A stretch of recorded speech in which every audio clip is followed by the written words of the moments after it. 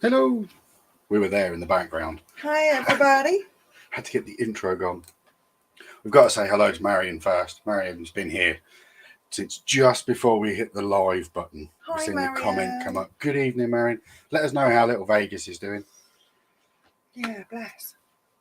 But yeah, hi, hello, welcome to the Wiccan Warriors Sunday show.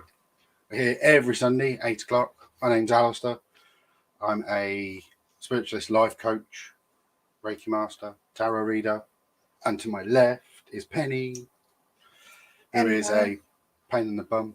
Sorry, you tell everybody what you are. I don't want to now. Don't go Mardy. Empath, tarot reader, some other stuff. So what we're going to talk about this evening then, Penny? I don't know. What are we talking about? I thought you had a plan. No, never got a plan. It's a good job one of us has. Plan to clear my throat. Should have done that before we started. Mr. Thirst Trap. We have been out and about. We've been scouring through TikTok and trying to learn some social media stuff. So thank you to everybody who's engaged with some of the stuff that we've put up. We're trying to get better. When I'm not a social media whiz, I don't understand fully all the ins and outs of the best time to post and the hashtags to use and things like that. So yeah, if you're somebody that knows all that and you want to help us out, do that. Get in contact with us. Yeah. Where have we been in the last couple of weeks that we could talk a little bit more? Because we were out live at Boughton Church. Boughton Church Ruins. Boughton Church Ruins. Sorry, forgot the last bit. Yeah. Where we did have some funny stuff happen, and we had some stuff happen which we couldn't say that evening. Because, as you'll know if you've watched it, it was a bit short. Because somebody else turned up. We were there to film, and it is a public space. There's nothing we can do about it. But a fellow witch turned up to perform a ceremony, which you can just about make out in the background of some of the shots. Yeah. Um, Not quite sure why she chose a Christian church to hold a Wiccan ceremony, though, for Beltane. That felt a little bit strange. Yeah. So it kind of threw my mojo a little bit. It changed the energy in the air. Hence why that one ended kind of short. So apologies for that. Yeah. A couple of things that did happen, though. My AirPods, twice now this has happened. Yeah. Boughton it happened, and then we went to... Oh, where did we go the last time? Chichiley College. That was it, Chichiley. My AirPods start off, and I purposely make sure they're always charged up because I use the microphone for them because it's wireless. We walk in, they're at 100%. Within 15 minutes, they're at 10. But then they don't run out. It still runs to the end, but even though it keeps telling me it's running low on power. At one point, they said they were on 2%? 8%. 8%. But then, when we got home, what percentage was it? 85. So, and it's happened before with those AirPods. So, the next time I go out, I'm going to have to take a little cabled, wired one. But it means I can't get away from the phone or the camera. If you get what I get stuck with. So, yeah, so that's where we've been. And we've been to... where were we last week? That's why I asked you. London Road. No, Chichiley College was before. London Road Cemetery this time. Remember, cemetery, not graveyard. Yep. It's a cemetery because it's got a chapel. It's not in the yard of a church. So it's not a graveyard. And that is closed for burial. Yeah. And that was kind of a weird one because both times when we were kind of calling out and asking for energy, Penny got led to the same corner twice. Mm-hmm. I'd love to probably find out if we can some more information on the guy that's buried with 2 ex-wives. What's that about? It's a little bit strange. So if you've not seen that, watch the video about London Road Cemetery. Yeah, about halfway, 3/4 of the way in, I used the K2 meter, and it went spare every time I went near that area. The lights just were going on and on and on, and then move away and they stop, and then in a different part of the cemetery the same thing happened. The lights all lit up and then went off again, and then I doused kind of in a big circle And the same thing, the rods pulled me to that corner. So either there's a ley line running under there. Well, there was a circle of mushrooms, weren't there? Flowers, or fairy circle as people call them. Yeah, fairy ring. Which I put the REM pod thing in the middle of, and that went off. When I put it down and left it, it was going off. But put it down and leave it somewhere else, it wasn't going off. Yeah. So we were getting some random. Oh, my voice is going to stop this evening. So we were getting some random things going on with that, but we don't have like some of the specialist equipment to get on with that side of things. So yeah, if you're not comfortable with taking our word for it, or using dowsing rods, or picking up on what energy you pick up yourself physically, then we ain't the team to come out with. Unless you bring in all your own gadgets, your spirit boxes and things like that, which if we invite you and you want to come and you want to bring all your doodads with you, absolutely you can, because we've done it in the past. We didn't take Annie the doll with us. Annie the doll. Da, da, da. See, I could be a weather person. But we didn't take her with us this time. Adele's here. Evelyn Adele. Hey Adele, stranger. Yeah, so it was interesting though. Yeah, it's got the London Road one's got sister churches as well, which are a mirror image of each other. Yeah, mirror chapels. Which is really quite cool. For no other reason than the person that designed them thought they looked really cool.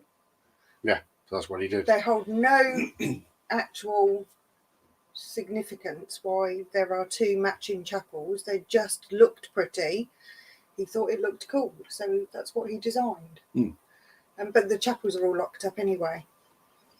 Yeah, what I was going to say as well with regards to Boughton Church ruins. Yeah. Don't forget that last word. Is because it was a shorter one we did. I want to go back, but I don't want it to feel like we're doing the same thing over and over.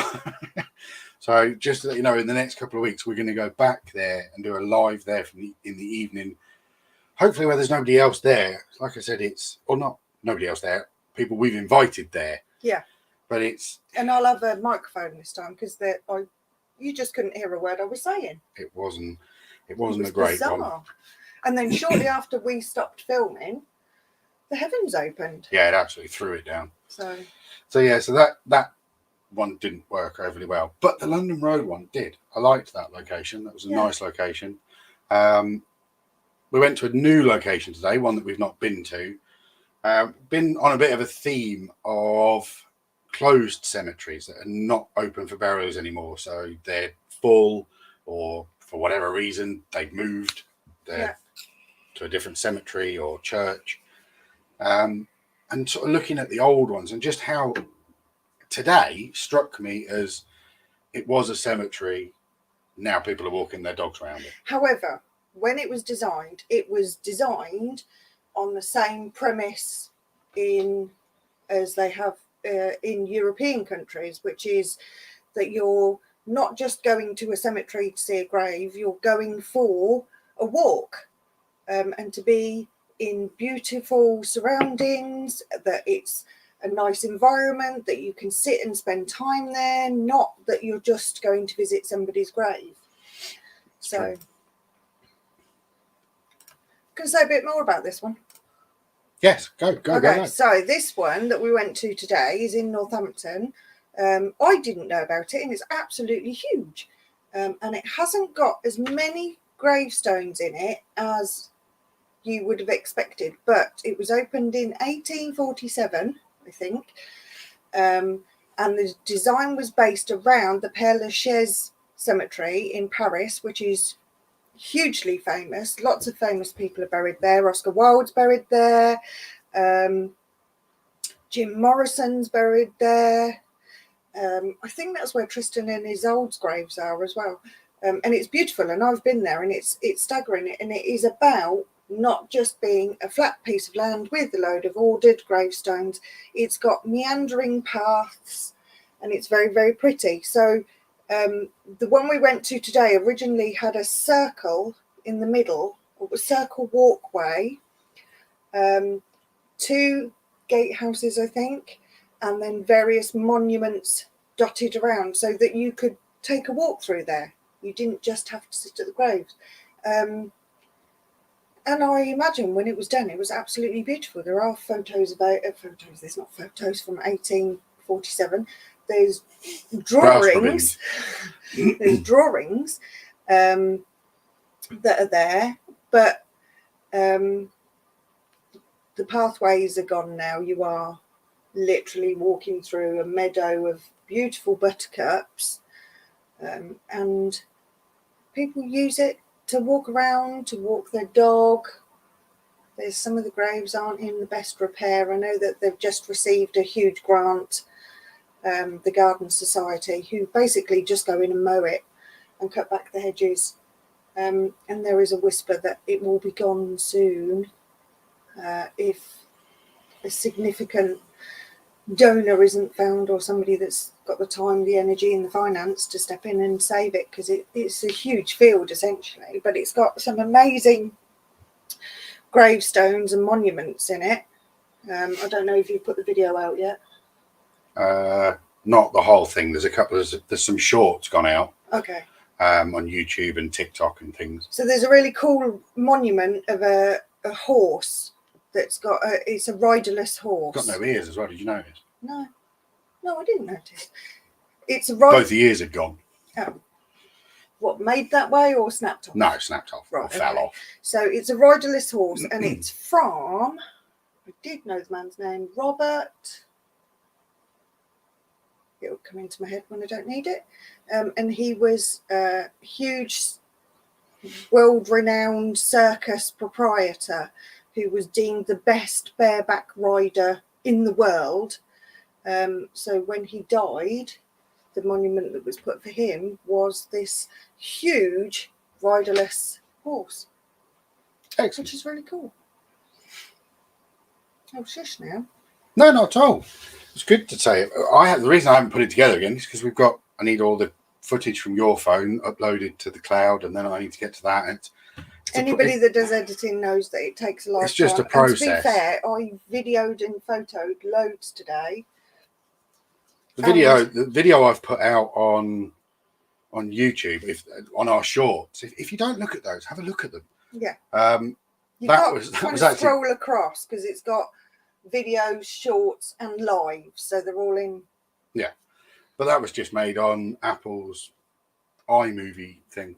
I just threw everything into it, and it made a little video.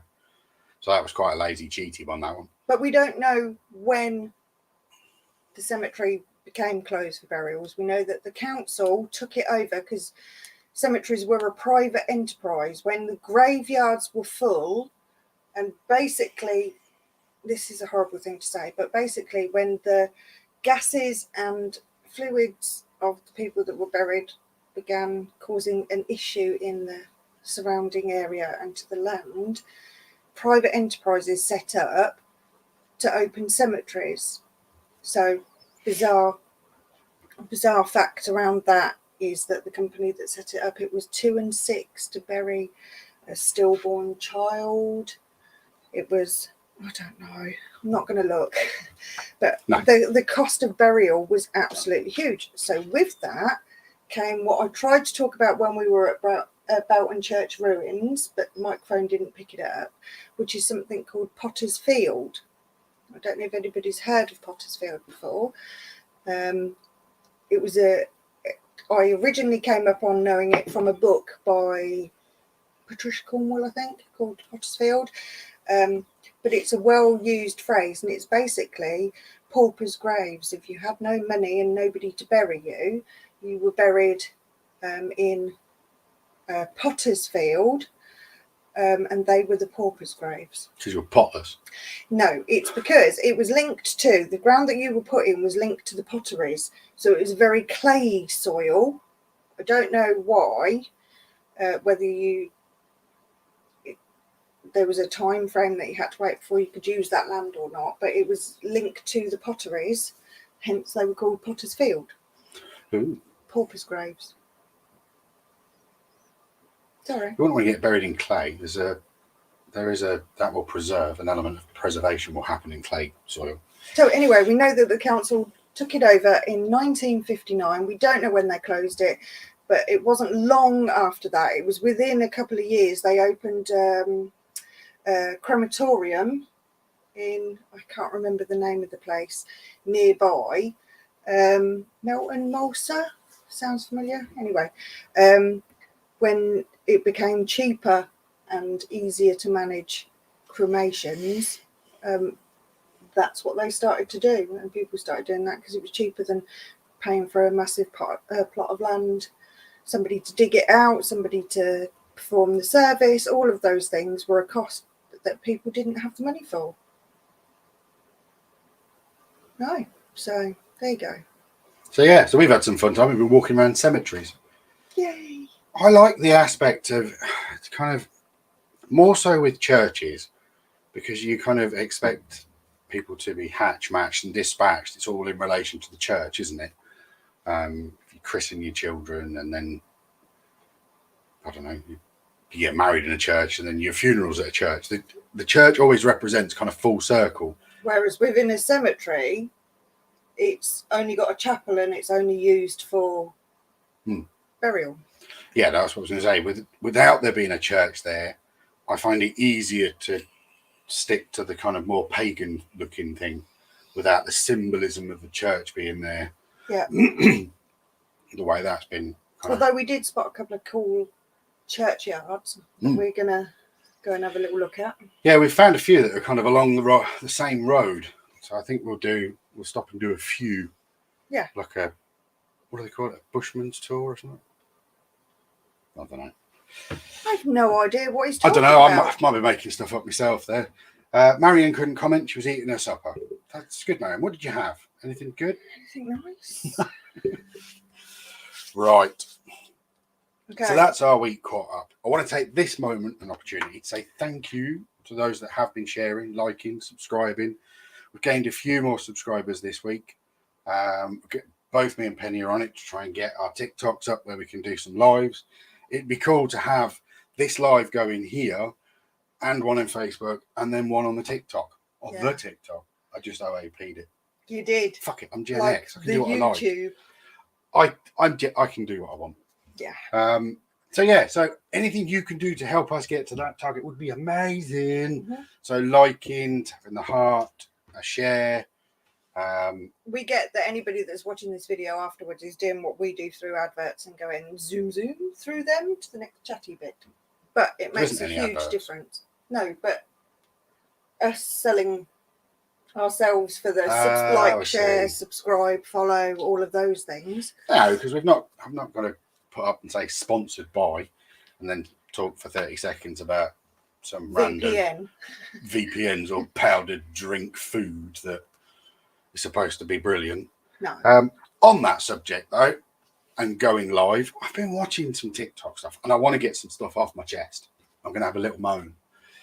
Okay. Right. I'm just going to get my cards. Oh, I was getting mine. Right. I need to get something off my chest, Vet. Anybody on TikTok, if you're a TikTok tarot reader and you're reading cards to anybody online and you're shuffling your cards like a casino dealer, don't riffle shuffle. And riffle shuffling. Horrendous. And just the kind of all I've been watching all week, and it sounds insane, is card abuse. Yeah. And I just don't understand it. These are my method of divination. These have an energy and an entity all to themselves. Okay? How I treat these is important to me. And I get it that not everybody on TikTok has been reading tarots for over 20 years or 25 years. Fuck knows, I can't remember how old I am. Been reading tarot since I was about 8 years old. So I get it. Not everybody's at the same level of journey that I'm on. No. So if you just happen to be coming by and you're a TikTok shuffler, treat your cards with a bit more respect. It's just, I'm not even going to demonstrate it. It's just vile. That is annoying on its own. It's like, I've got to show you that I'm really giving them a good shuffle, but you're not, because you're slide shuffling. And all I can hear, forget that. and all I hear is it sounds like a wet person running down a tile hallway in flip flops. But it's that bit, the ripple have I suddenly shuffle. logged into Vegas Live? Shocking. What's going on? Wait, I'm just going to get something. Excuse my bottom. And the next part of this rant is... Wait, and...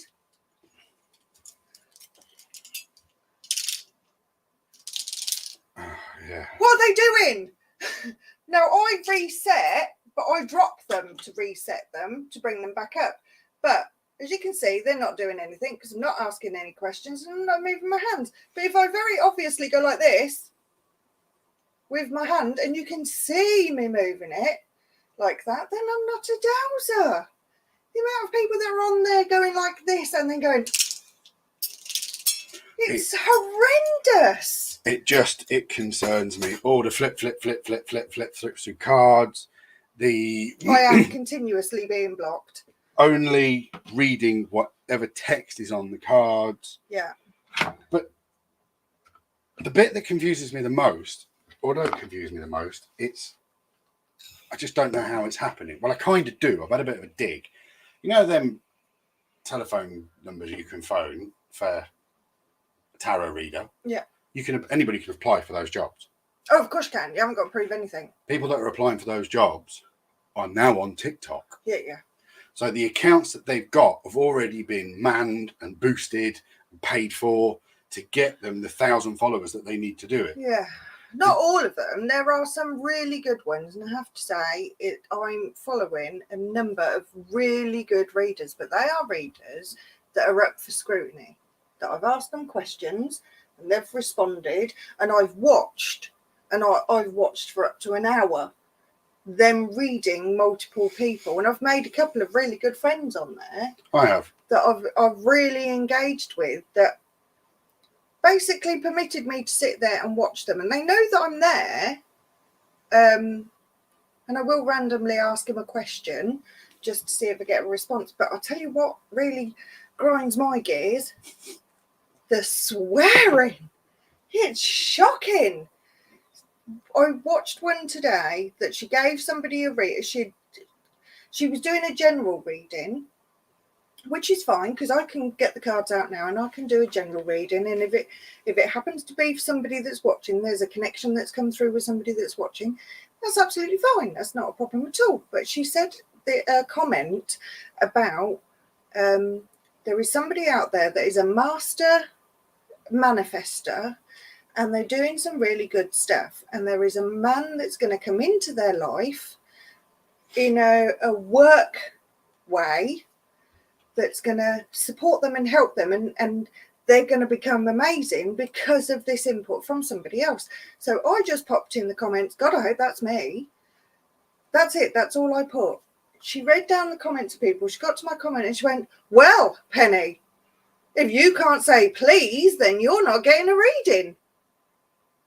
Oh, I didn't ask for a reading. I was commenting on something that you've just said. But they're so quickly moving on to the people that are gifting. They're not engaging with anybody else. And they've forgotten what they've said as fast as they've said it. Because they do. They either talk really fast or super, super slow. And it's very frustrating. And I've never heard so much arrogance. No, me neither. Especially from... I'm a witch, ask me anything. Younger, well, I'm assuming pronoun, fucking male. They look like a male. I've never heard so much arrogance. I've watched him. As you can't teach me anything. The fucking fundamental root to paganism and an earth-based spirituality is that you know absolutely nothing. You think you know what you think you know. Every day. And everybody around you can teach you something. I fucking frustrates the life out of me that there is this air of know-it-all, insta arrogance in a spiritual field, and they are stealing and abusing words like spirituality, manifesting, and all the other positive affirmations that we have it's pagans. I'm going to have a sip of coffee and stop because I'll just rant about this for ages. Oh yes, I definitely do dark work and I dabble. It's like, stop trying to get followers, stop trying to antagonise people. And then they get huffy when people put things in the comments like, it's not very sensible what you're doing. I have to say, I don't comment in them at all. I don't. The ones that are, there are a couple that are really good, but I am shocked how many 18-year-olds there are out there that are witches. The way I look at it engaged in it because they've got a poster up on the wall. When somebody's TikTok comes up on my screen, I tend to think to myself, it's like walking past a shop and looking in the window. Mm-hmm. I'm not going to open the door and go, "Hey, your stuff's shit." I'm just going to walk past that shop. Yeah, that's how I see it. But currently, I'm walking down a street where TikTok's algorithm knows that I'm into the stuff they're talking about. Yeah. But not the stuff they're talking about because it's all arse about face. So TikTok's own algorithm and me are in a complete constant battle where it goes, "Oh, you do like this stuff. Here, have a look at these people." And then I go, "No, it's shit because they're talking rubbish." Mm-hmm. So I then don't like it. And I swear it's confusing TikTok. I would imagine so. Shall we not rant anymore? Because I'm sure the people that are engaging with our lovely videos. I'm jealous of Marion. Why? Because her lovely neighbours brought her a roast lamb dinner round. You didn't want a dinner. If you'd have offered me a flipping roast lamb dinner, I'd have said yes. No. Can't afford lamb. You're not well.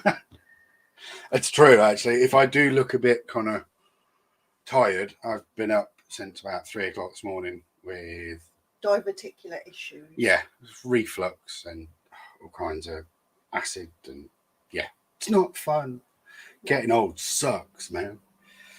So that's been the sort of week and the stuff that's going on. So anything you can do to help us out, like, share, subscribe. I'm going to bring in something special. Oh, not the topic randomizer. Yeah, how do I do this? Oh, yeah, that's it. Yeah. We still haven't got a jingle for this, so it's just me making stuff up. Apologies. But if you stayed with us for this 30 minutes, you might as well stay for the next. Right, clicking on my phone. What should we talk about? Oh, that's an excellent one to talk about because that was on the film we watched last night. Exorcisms. Yeah. Okay. Exorcisms. Shall I go first? Because you did say to me the last time, you keep throwing them at me. You do. Literally, every time a topic comes up, you go, "So, Penny, what do you think?" Okay. Exorcisms, I have a bit of an issue with because they all revolve around Christian, Catholic, or Christian faith.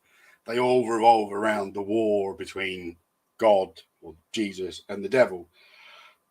And all of his demons fighting, which is where I get confused here. Because if you've got this hierarchy of demons that are able to get into earthbound human beings to possess them, yeah, why are angels not doing the same? And kind of people are sort of going, "Oh, now I'm an angel." How do we know that they're I'll not? go off and fight demons. How do we know that they're not light workers? Well, then I've got an immediate question for that plot hole. Why are the demons arriving in one place and the angels arriving somewhere else? Because they haven't got sat-nav. Angelic sat-nav. This is where the plot holes that are there. If you take it basically on its fantasy value, that it's all fiction, I like it. I like that premise that there is good and evil, there's light and dark to an extent, however you use the energy. And people can be possessed with as much of a demon as they can be possessed with the energy of nature if you stand and hug a tree for long enough. If you really boil things down to their essences. But in the guise of the Christian side of things and God, the devil, and all that hypocrisy of absentee landlord bullshit, no, I can't. I just don't believe that people get possessed by demons. I don't believe it. I believe that you can. I believe some people are demons. Fucking hell, I've met a few. Yeah, I believe that you can, but I don't necessarily believe that you need a Christian faith to dispel a demon. I think you just need to have a strong presence of mind and help the person that's afflicted to step out of the vulnerability that they are in to dispel it. That's the thing. Do you need to be a Christian person to be? I don't believe it. But then we haven't done the lovely Kieran's. Well, maybe that's course. what's happened then. I've been possessed by a demon, but because of my paganism, I've embraced it as just another personality. You heard it here first, people. That's what I live with. But no, we watched the film yesterday. It was about exorcisms. And it worked on the premise that you let the demon in if it takes advantage of an element of your weakness for like pride or vanity. But mainly your vulnerability around shame and guilt. Yeah.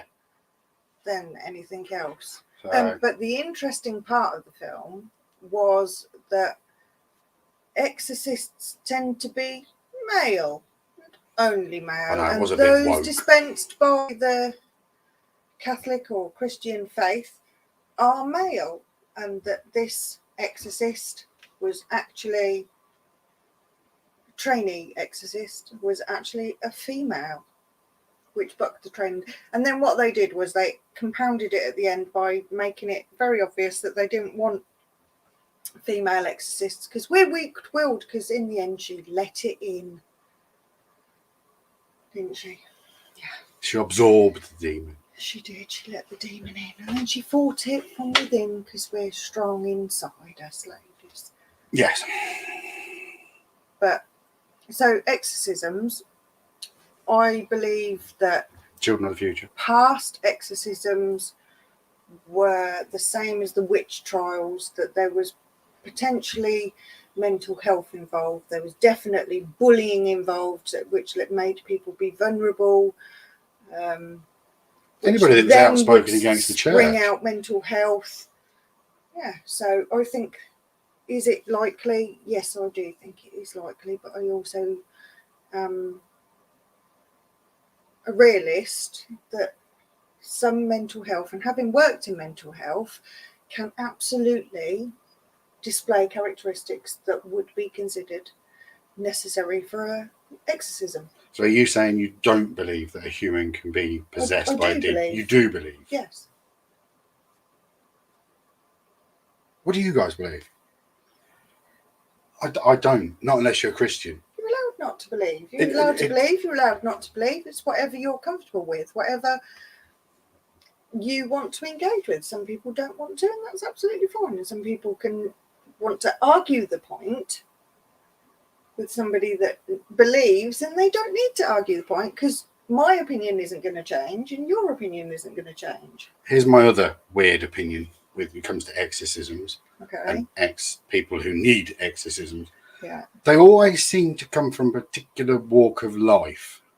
There's very few kind of... In the movies. Yeah. There's no aristocracy getting, lords and ladies getting in the movies. Possessed. No, exactly. But we don't have access to the Vatican records. And that's what I'm leading to, is the fact that those Christian faiths have a hierarchy. Mm-hmm. So the people in the Vatican can probably know who they can possess with a demon and then make it somebody that runs a big, massive company and let them run the business, like Pfizer. And then when you see people's eye winkwards, maybe that's the demons they've been possessed by, not lizard people from Mars. Maybe. It's corruption from the top it's the down. Illuminati. Really, a league of demons. Are they legion? Are they legion? Yeah. Don't know. What do you guys believe? Do you guys believe in exorcisms? Do you believe that people can be possessed by demons? I believe you can. I don't believe that you can.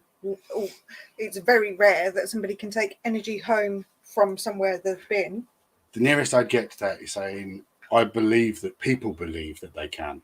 Okay. So, yeah. Right, should we do another wheel? Let's do another wheel on the randomizer. If you guys have got a topic that you want us to talk about, by all means, pop it in the comments. Yeah.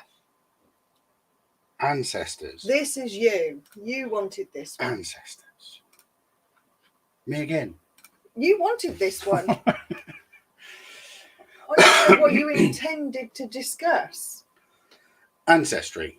There's a lot of obsession about it now. Okay. And the reason I wanted to talk about it is because it's important for me as a future ancestor to somebody to leave memories, things, stories for my kids to tell, for them to tell their kids, and carry on that sort of logic. But there's also the going backwards way of things, and how people sort of researching their ancestors have become more Norse or more Swedish or more German. Stop being bitter that my ancestry DNA came up as Viking. There is no need to be. It did. There's no such thing as Viking DNA. Or at least from the locations of. Yes. Yes. Someone's bitter. It's not about being bitter. It's about figuring out that the migration of predominantly white people came from a particular bunch of places around Europe. Okay. So we're all a soupçon of everything around us. Yeah. That's what I was getting at. But somewhere along the lines, somebody's found a way of pinpointing which countries it is. And that kind of, not an obsession as such, but now that we can do that, what do we get out of looking back to that? Benefit? Yeah. Here's the thing. I think that in the past, stories were passed from person to person, from family to family, from community to community, and then that was travelled to different places by minstrels and storytellers, and they would travel from place to place and tell a story. And yes, it was, I don't know the PC way of saying it, but it was a form of whispers, so that a little bit extra was added in each place that the story was told. So the story changed. That's not a bad thing. I don't think that's a bad thing. That's how people engage with history, is through that. And now academics are saying, well, nothing's been written down about Vikings and Norse and all of that. Nothing was written down, so we can't prove anything. Why do you need to prove anything? The stories are amazing. And they're stories that have been passed verbally, not written. Now, if I was to pass today, I have very few photographs. Photographs don't last. I've told stories and I've shared history as much as I can. But you'll be forever online, providing... No. See, this is the thing.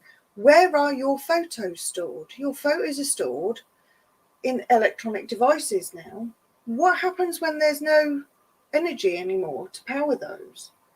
Because it's going to happen. One day it will happen, and everybody's cloud photos and the ones stored in their PCs and the ones stored in their phone will be gone forever, and they'll mean nothing. And how much time have you invested in sharing knowledge verbally and sharing stories verbally?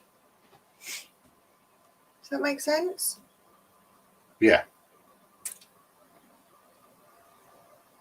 I just think the communication part of it should be the telling of a story, which is why I get more uncomfortable with we need to share things online and we need to do this. That is the way of the world now, unfortunately. And the only way that people are communicating is through that. People aren't travelling. People are travelling even less now since COVID. Since we worked out you can stay at home and just have everything delivered. I'm not complaining. Bloody am, it's awful. I can't abide people. No, I mean going out and stuff. I quite like being at home. I just like going out. People are different. Or I'm different. But when it comes Something's to different. ancestry, and trust me, it's not easy, because I tried to trace my ancestry, and it wasn't easy at all, because my ancestry on my father's side is Scottish and Irish. And unfortunately, every generation was a Mary married to a Daniel. And with the surname Ferguson, that's made it quite ridiculous to trace back. I think I've gone back to 1792, but past that, it was like, oh, I can't even look at it anymore. My brain hurts. There's so many people in that area with those names that were born at the same time, and then it goes back to parish records, which, if you're lucky, something's been recorded. But I'm talking middle of nowhere in Scotland, so yeah. See, I've never done one of them blood test things. That's not from blood test. That's from research. Oh, but no, you have had a blood test one done as well. Yeah. I don't know. It's just, I think it's the ancestry one in there was more important for me as how I'd feel about being somebody's ancestor, because the odds of me even being here on the planet are billions to one. So being able to leave some form of story of my life, however boring or simple or tragic people have thought it is, it's still stories to pass on. Whereas, and I find my connection, it kind of feels like it starts with me, mum and dad to an extent, but then that's it. I have no extended family that I talk to on a regular basis. As the black sheep of the family, I have very few that talk to me. So I don't have... It's because he's a demon. It's because I don't have all the conversations that anybody told me about my nana, my granddad, because I was never really in contact with that half of my family. Yeah. So I kind of feel like I'm ground zero for the next bit. That's the difference. And when I asked my dad to put stuff down on paper and to give me a bit of an autobiography of his life and give me some details, he said, fuck off, you might be able to prove some stuff. He was more concerned about us finding stuff out. But that's the thing. Our ancestors were discovering new worlds, discovering new things. Things were being invented or created, or new ways of living had happened, and we're kind of at that point now. We've bottlenecked to the point of what is there left to invent, what is there left to explore, because apparently we've done everything and been everywhere, and there's not a lot left, which is why ancestral knowledge has kind of come to a stop. Does that make sense? And we've lost the ability to do that. And I'll tell you something around ancestors that aggravates me. The lovely ladies that have got painted faces in America, part of America. I'm not going to show my ignorance and pretend that I know the places at all, but part of their ancestry was that when you became a woman, you got to a certain age, or puberty occurred, that you would get a line, and then when you got married you would get another line, and then when you had a child you would get another line, and you would get facial markings which became your storybook of your life and what you had done. Beautiful tradition. How horrific that these ladies of the younger generation that are carrying that on, that taking forward the practices of their ancestors and engaging with it, are being absolutely harassed through social media. You're not the right skin colour to have that, but I can't help how like my skin is. This is my family line. Doesn't make any difference. You can be whatever you want to be. But people are being vile online. It's now to the point where I really don't want to engage with people, because I know that I'll say the wrong pronoun, intentionally or unintentionally, and the opportunity to offend is too great. So I'm a spiritual person, but my logic is based in the earth. Man, woman. You can dress it up however you want. You can be a fairy, a pixie, a hobgoblin, whatever you like. But you'll always boil down to male or female. I identify as a blade of grass. Why? My pronoun is Mo. Goodness sake. But yeah, to me, ancestor thing it's quite important, I think. Also, ancestry links to previous lives. That was the other reason why I wanted it on there. So to kind of, if you think you've ever had a previous life, I mean, I know there's people out there that say you can do like regression therapy and things, but we'll cover that at a different time. Okay. Right. One last topic. Unless anybody's got any questions, let's have a quick catch up on here. While I'm having a catch up, remember to like, share, subscribe, show some love. Yes, I think it's sad the way things are changing. There's definitely a lack of actual conversation. Now there is. I feel that. I've been feeling that for years, the social disconnect with Facebook. Facebook went from being something amusing and funny, where you kind of threw a sheep at somebody and then you spoke about it and laughed about it, either at work or the pub or wherever you were, you saw that person socially, you'd laugh about the fact they threw a sheep at you. Or poked. Yeah, but now it's that you open your eyes and the first thing you do is check your social media. Yeah, and I've got to be honest. I mean, I've never been a very sociable person. I'm not. In general, I don't really like people. I spent a lot of my childhood in the mountains of Scotland on my own or with my best mate. We fairly solitary kind of upbringing. England was a very busy country when I got here, so I always found a lot of people overwhelming. And now you can feel the disconnect in people. They don't have that automatic smile when you walk past them. They don't automatically smile at you from about 50 yards away. And then you work out awkwardly whether you're going to say morning, afternoon, check time, see what time of day it is. There's none of that now. We had a guy approach us today and he needed to phone his dad, but his phone was dead. In the cemetery. And my immediate first thought was, if you fucking try and snatch my phone, I'm going to break your nose. And it turns out that he just genuinely needed to phone this. I don't think he was his dad, but he needed to phone somebody and his phone was dead. But my genuine first thought wasn't a thought of trust. No. And that really concerned me, that I'm walking around at the moment outside looking for threat, which says a certain amount about my mental health at the minute. So I need to meditate on my journey today. I was very open. I don't normally share as openly as that on here. But yeah, I'm not happy that my first thought wasn't the trusting one. And I don't know why. So it just kind of, I don't know, a combination of general people and how I've been treated by schools. Right, let's do one more. Nobody got any questions? Let's spin the wheel once more. Da, da, da, da. Oh, spin the Wiccan wheel. Spin the Wiccan wheel. The Wiccan wheel is spinning. Wicca. Ghost hunting. Oh, you're having that one. I don't know why we put that Ghost on hunting for 10. We've addressed some of this already. In that, I have been. I'll tell you what, then, let me turn that in a question then. Okay. What's been your favourite ghost hunt you've ever been on? Just tell us about that. Favourite ghost hunt I've ever been on was probably in 5 minutes or less.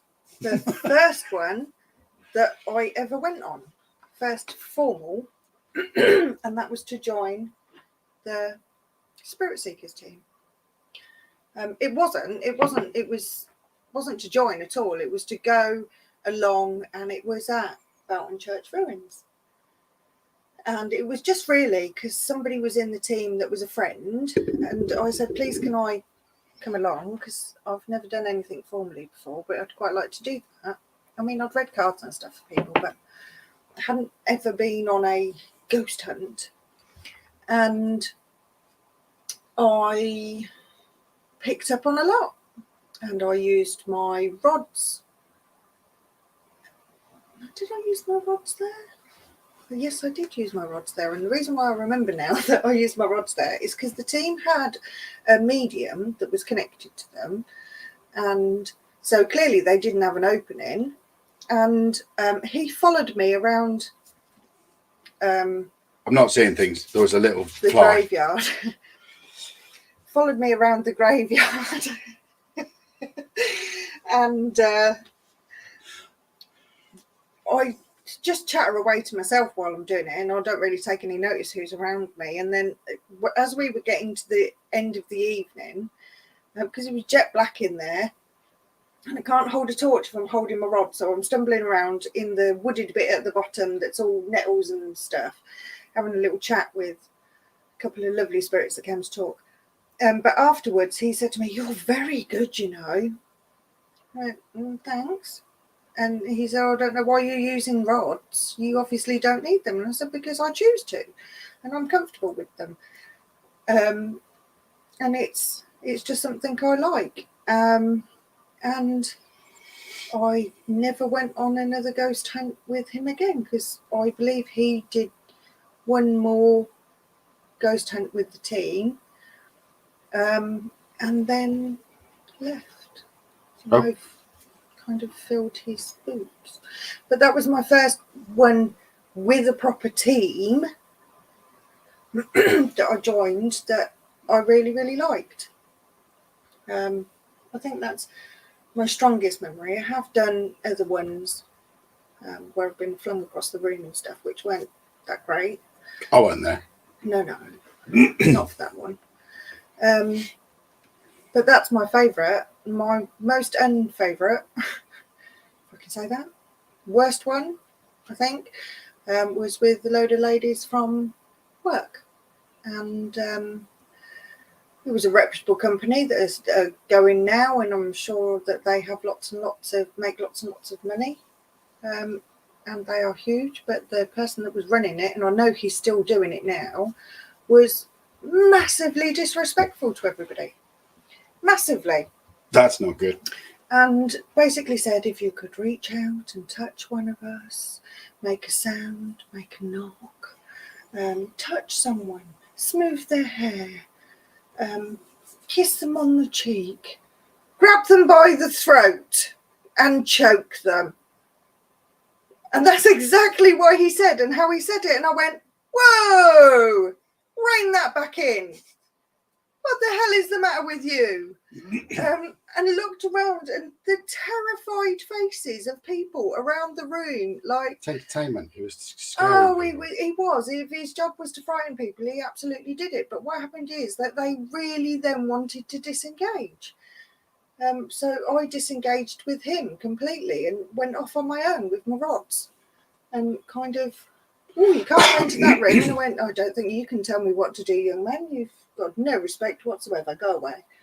And kind of conducted my own little thing. Did my own business. But horrendous, put in a huge complaint. My only actual kind of official ghost hunt I've ever been on was the one with Paracom. Yeah. I went with Mickey York, the Hellfire Caves. Or as he is now on his YouTube, he's Mickey York Ghost Hunter. Yeah. So yeah, if you've not seen that video, check out the Hellfire Caves video. Right, let's wrap this up. Okay. If you've joined us this long, thank you ever so much for sticking out with us. We'll forgive you if you've zipped through a little bit. It's a bit of a moany one, this one. No, not at all. This is our podcast. This is about, I'm getting all the kind of pagan negative stuff out of my system out there. If you agree, let me know. If you disagree, tell me to shut up. I don't mind. Everybody has a place, and if we choose not to engage with it, like I said, they're the shop windows I walk past. Yeah. But then when I get home, I moan at you about the crap I've seen in the shop windows, and that's kind of how it works in my head. Yeah, I don't need to open the door or go on their page and tell them what I'm thinking. I'm Gen X. I couldn't give a shit. That's what the other one says. Have a little minute. Have a little moment. But anyway, thank you very much for joining us. Not sure where we'll be next week. We might be here. We might be there. To be honest, I think we need to go out absolutely cooking in here. A faulty boiler. That time of the year. The time of the year. It's getting warm, and I'm already too warm. So yeah, thank you very much for joining us, guys. Remember, we're here every Sunday. Tell your friends. Tell your enemies. Tell anybody you like. Yeah. Say goodbye, Penny. Bye, Penny.